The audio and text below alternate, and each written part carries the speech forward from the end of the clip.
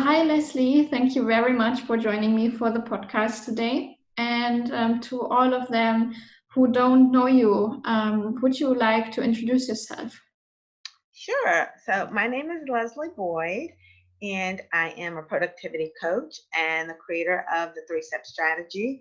But more importantly, I'm a wife, I'm a busy mom of two teenagers, and I live in the US in North Carolina, outside of Charlotte, um, in a suburb of Charlotte. So that's who I am.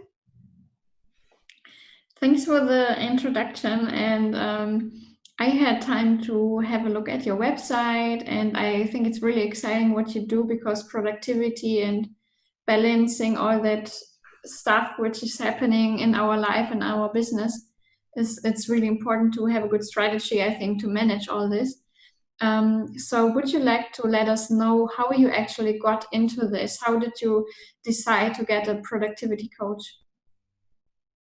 Well, for me, I've always worked full time. My kids were 22 months apart. I always volunteered. I was an elected official for 4 years until a year ago. And so I found out people were always like, I don't know how you do it. You're superhuman, and I was like, no, I just had to come up with a system. And so that's when I started realizing that people thought that what I did was just an accident. So I had to work at it. And, coming through with working and moving and having kids, and I had to learn for myself how to do all of that. So when people started noticing and calling me and asking me for advice, I thought, well, maybe this is something I can do. I've been working in the federal government for almost 30 years, so I'm looking to my next thing, and I thought, well, I'll just start planning. And this is a few years ago, and then it just kind of took off. And basically, it's because people were asking me, how do you do that? Like, what's your secret? So I just started sharing it and packaged it in like, kind of a strategy and just started sharing it. I felt like if it could help me, then it could help you and others too. Yeah, I think it's a really cool idea if you develop a business actually from something you notice you are really good at, and especially if some people are already asking you and wondering how you do this. Do you have any like favorite advice you give to others who are like, oh, I would love to have my own business, but I'm so busy, I have no idea how to handle this. Well, the first thing I always tell people is to work within the time that you have. We always try to cram all this work. If you have 3 hours in your day that you can dedicate to business, trying to shove 7 hours into it every day is not going to work. I always say that sometimes we have to have the double down days, but not every day should be a double down day. So the first thing I suggest that people do a time audit. So it's just like if you're going on a diet and you're like doing a food audit, you actually journal. Take a couple days and journal your time and see how you spend your time and where you spend it. And it's not so much to be critical of your time, but to be real and intentional with your time. How much time do you actually have based on your current life, and work with that? Because we all have the same amount of time. And we hear people say, well, it's about how you prioritize. And yes, the first thing you have to know is how much time do you really have? And where is that time located in your day? That's the first thing. Yeah, I think the problem is often that there's so much time, even we might have more in our life than we know, because Hmm. sometimes we just spend time actually with stuff that isn't really helpful, neither to us or our business. And I think it's also about maybe setting some boundaries, because sometimes maybe you accept too much stuff and you say yes to too much stuff, which is actually just too much work for you. So, how do you actually, once you find out how much time you have, how do you actually prioritize things? That's a good question. So I always start with the work backwards. So I start with 12-month planning. So that's annual planning. And you notice I didn't say yearly, because when we think year planning, you think, oh, you do it in January. And so then you think okay, by September, I'm just going to put my hands up. But I always say 12-month planning, because what that allows you to do is start where you are. So you could start today and you have your 12-month plan, and then you break it up into months, and then 1, 2, 3 are the first quarter. So just back it back. So the way I do is on Saturdays, because I don't work on Sundays because I work so much. We have that family time, downtime. So on Saturdays, I look at my week and I say, these are my monthly goals. So what do I have to do in this week? And the first thing I do is I plot in my calendar all of the things that I have to do, all of my meetings, all of the, volleyball, whatever, this, that, all the things, doctor's appointments, things that are solid. And I block that out on my calendar. And then I look to see how much time I have left. And I always create my goals so that it's like reading a book. When you're reading your book and you put it down and you pick it back up. So I look at all my goals. I try to pick 3 major goals for the week. And then what are all the tasks under that? And those are the things that I'll work on. And I'll work on it until it gets done. And some of those tasks I know will have to take 2 days, but it's different than just pushing from Monday to Tuesday. It's being very intentional.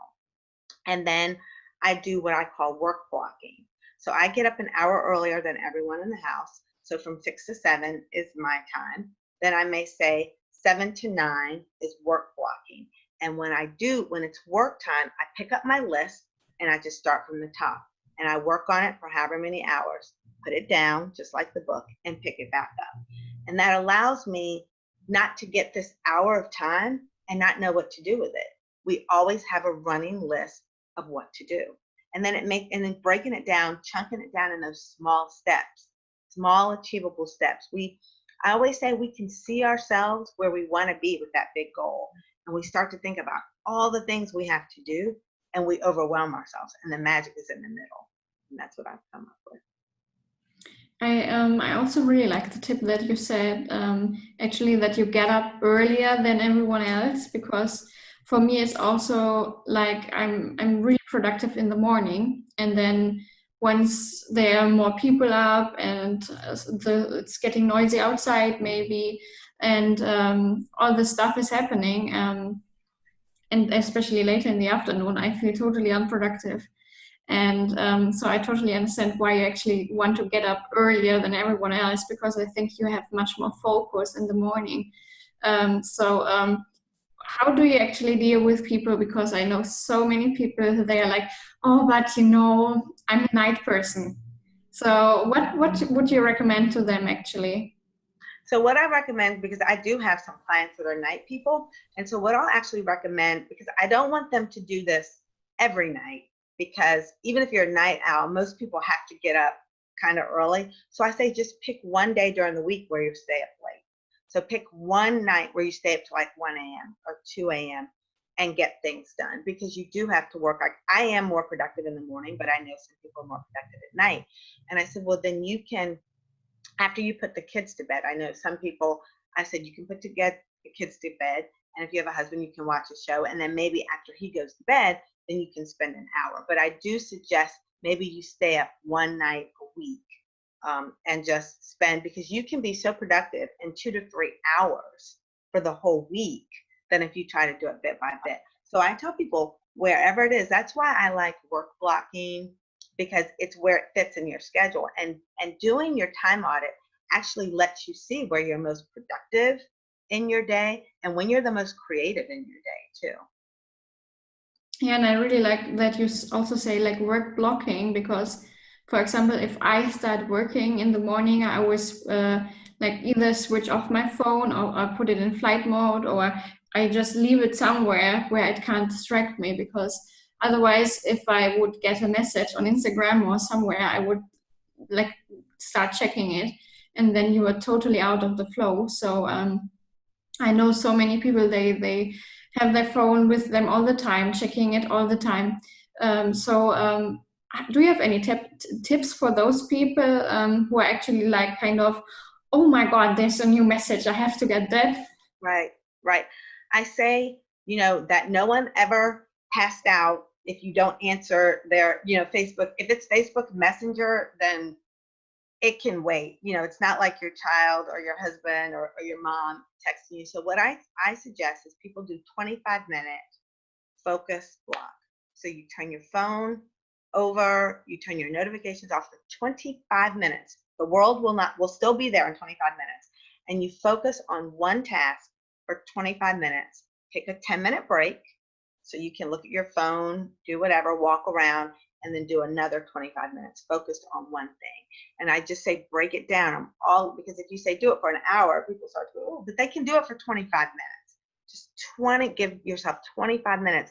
And I learned that because if you ever had someone, a girlfriend say, hey, I'm in the neighborhood, I'll be by in an hour, and your house is a wreck, but like you clean it up so fast. But if you have all day, then it just sits there. So you can get a lot done with focused time and then break it down. So break it down in those small steps. So that's what I recommend and suggest for that. So you mentioned, like, for example, you can do so much in only 3 hours. So would you like to share how much of the really focused work you do every day for yourself? So what I do is I try to balance working in my business and on my business, right? Because we have day-to-day things, and then we have to, track clients, bring things in. So I have certain days of the week. Like I do my coaching on Friday. I do my lives on Monday. I try to do my content planning and all that when it's a little slow. So that's more like on Fridays because social media is a little slow. So I go back to that time audit, and I also look at my insights to see when my people are on. So that's really how I break it up, because I found that I used to go in and try to say, oh, I'll write a blog post at Thursday at 1:30. Like I may not be creative at Thursday at 1:30, but I've just started seeing the days of the week which are better for me based on my people and my needs and where they are. So that's how I break it up. But I make sure I spend just as much time working on my business as I do in my business, and making sure that I'm hitting 4 important parts. Like all my overarching goals, I call them my what goals, and then my how. I make sure that they fit into money making blocks, building my audience, making a difference, and then making sure my life. I'm a big proponent when I work with people on goals, they've got to have life goals, self-care, dates. Make sure you schedule that in too. So that's how it works for me with the days of the week, depending on how things flow. It just works better. Yeah, cool. I do something quite similar because, like, for example, I usually choose like Tuesday and Thursday. These are the days where I have calls, and then the other days I try to have no calls at all, so I can actually either work focused or do some lives and do some content planning and creation, because I found that if you start having like kind of a routine, it's much more easy. Because before I had this routine, I was like working so different that I was, for example, totally uninspired when I was actually trying to do some content creation. Or you start like skipping stuff because you might overload yourself. So I really like the tip with setting, for example, like you said, some days for different tasks. And so what would you do, like if, for example, I know so many entrepreneurs who are just starting, and then they have these role models kind of, and they're like, oh my God, I want to be so totally successful like this person or like that person. And then so many people, they are focusing that much actually on the success of others that they might are afraid that they don't do enough work. So what do you do with those people? Well, so with them, the first thing I tell them is they've got to, whoever they look up to, whether it's Rachel Hollis, Amy Porterfield, Brendon Burchard, whoever, Marie Forleo, they all started just like we did. They all started, and we didn't probably know them then. And so the first thing I do is I say, why don't you do, like you'll see these people, you'll know how long they've been in business. We'll go YouTube something from them 10 years ago. Go look at them. Their videos look just like ours. They're starting out just like us. And then I tell them, even though they are successful today, they still have to go through mindset things. They still have imposter syndrome. And so what I tell them, to jumpstart them, because I said, learn from their mistakes or how long it took them. I said, I want you to pick one niche. So niche down to pick one thing, and then pick one place you're going to be, Facebook, Instagram, and then one service you're going to offer, and then build a list. I tell them to start with a list, start with the following, and ask your people what they want. The main mistake I did myself, I created this great course, and I thought it was great. And then I wanted to sell it to people. And I had talked to some, but in hindsight, and what I've been doing recently is building the list and then asking the people what they want. You know the people that you want to be around. What do you need? Because we get so afraid that we don't know enough. All these people, they know, they're just like us. They were us. And that's the thing. So I say, oh, and the good ones will share their stuff. They go, look at what I did 4 years ago. That was me. So just remember, they started out just like we did. They didn't start out being the sensations that they are. Yeah, I really like you said to actually look back at others, how they were a few years ago, because it happens so often that we actually compare ourselves with those people that are already like, I don't know, like multi-million figure businesses, and maybe they have a huge team, and you are like, oh, how do they manage that? But then actually realizing that maybe there are 10 employees or something behind this. So of course it's much more easy for someone actually then to maybe do lives, for example, every day or something like that. Because I know for myself, like I have one guy I really like his work, and he's like actually live like at least twice a day for an hour, and I'm like, how does he do that? But I always constantly remind me, yeah, okay, he has a huge team behind him, so of course that's possible to make up all the time. So I think it also depends on where you focus on, what you work on. So what would you say if someone has a limited amount of time, because many just build their business while, for example, being a mom or while being employed still. So what would you recommend to them actually? Like what should be their focus if they are starting to work on their business? Well, the first thing I would say is figure out what it is that they love. Do and find out whatever they do, are there people out there? Are there enough people that would want the service they have? So there should always be, I know that Rachel Miller, I follow her, she says, are there 100,000 people out there? Like if you want to be, I don't know, like a cat whisperer, I don't know. I mean, I know there's a lot of cat lovers, but if there's something out there, there's a need.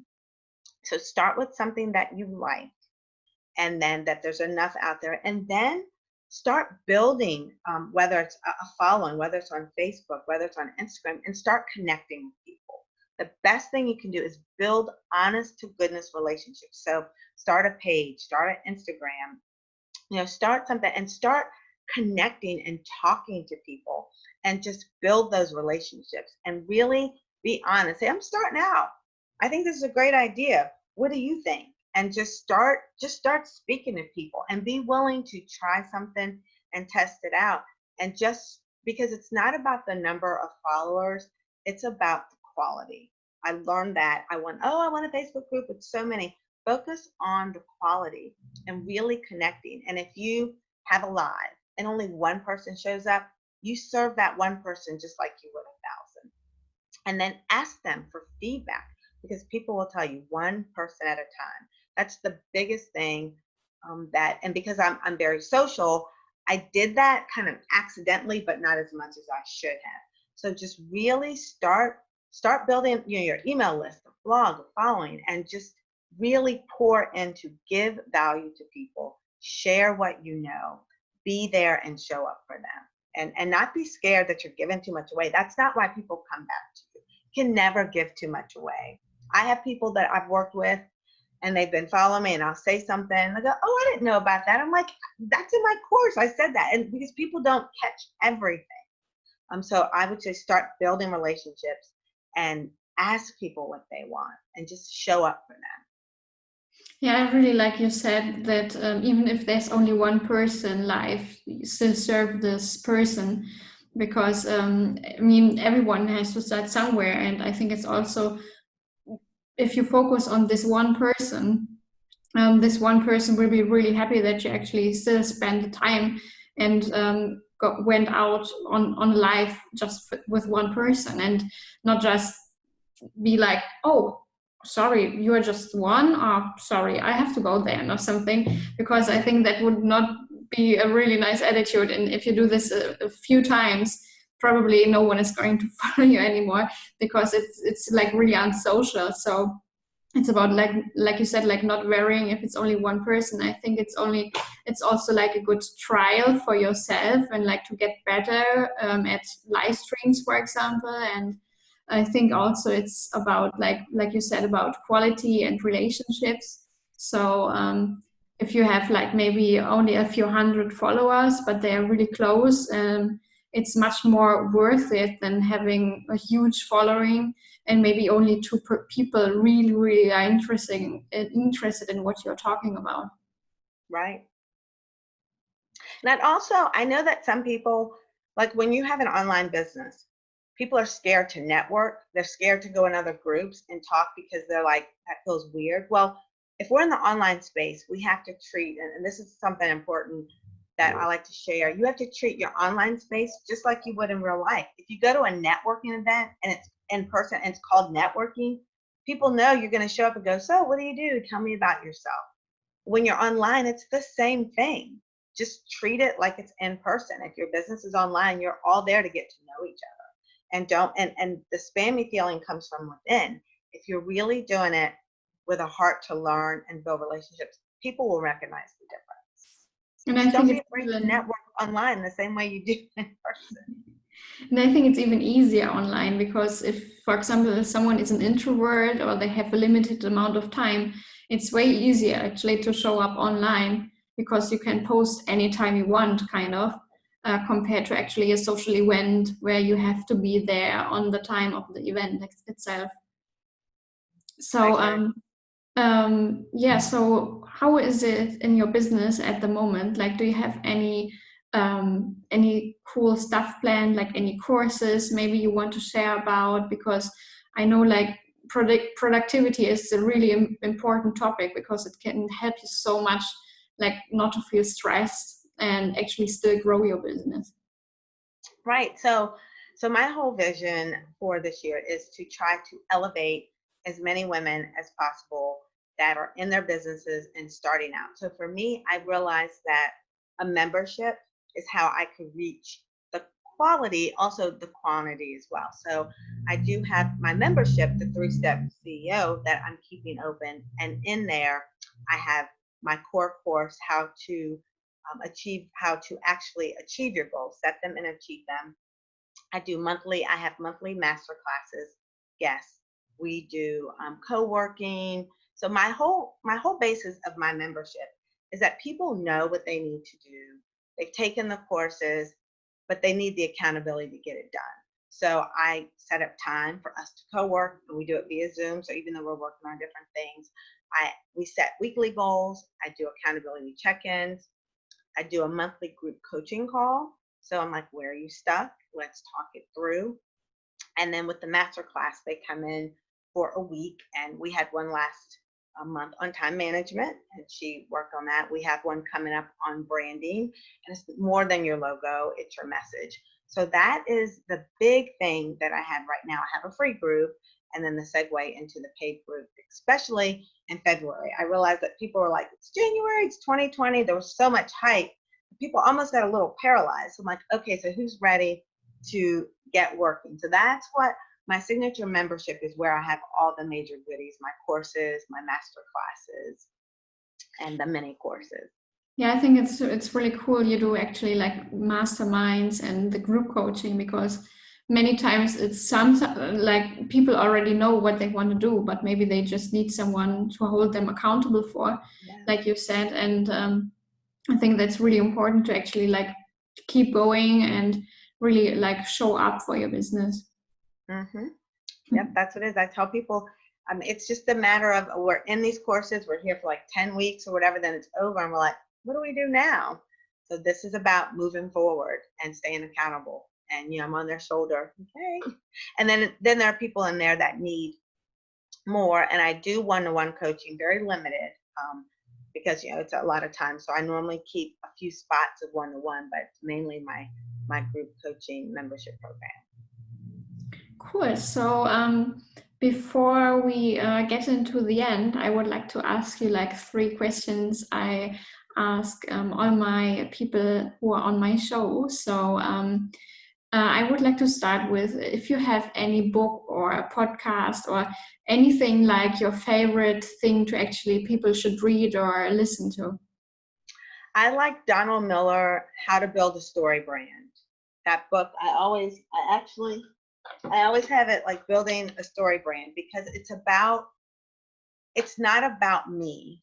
It's about my client. It's about you. When I'm speaking, it's about, who's the hero, who's the guide. I'm here to help you. I don't want it to be all about me. This is what I've done. This is about you and where you need to be. And I love how he tells you how to tell your story and how to help other people and making it all about them and not about me. So I love that book. I read it all the time. So if there's like one quote or a saying, is there anything like you live by daily? Well, I do. One of the things that I live by is to I know it seems cliche, is just do it. It's just get up, push through, and just do it. Face the fear and do it anyway. Because there's always going to be an objection. There's always going to be an excuse, but face the fear and just do it, because no one ever died by just doing it. So I don't like to do what if this, what if that. I always say, what if you did? Mm-hmm. Yeah, I like that. Cool. So, and if there would be like one thing you could change in the world or give to people, and you would like to have like a magical wand, what would it be like? If I had a gift to give, the gift is to have fun. Have fun in your business. And we all say that we do this for whatever reason.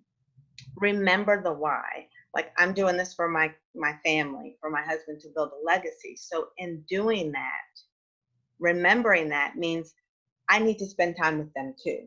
If they're my why to give them, it's my why to give me. So if anything, to give yourself the balance and not burn out, and remember your why, but include them in the why, the good stuff, and not just focus on the doing, but to actually live it. Cool. Yeah, I really like that as a reminder. Mm-hmm. Cool. Thank you very much for the interview. And if people would like to know more about you, what would be the best source to actually find you? Well, I think, of course, I have a website. It's leslieaboyd.com. But my Facebook page, 3-Step Strategy, is really the gateway to everything. You find my website there, you find my Facebook group, and whatever else I've got going on. So 3-Step Strategy is where you can find me on Facebook. Of course.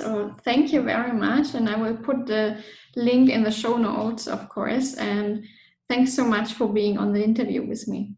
No, thank you so much for having me. It was so much fun. I'm glad I got to meet you finally in person.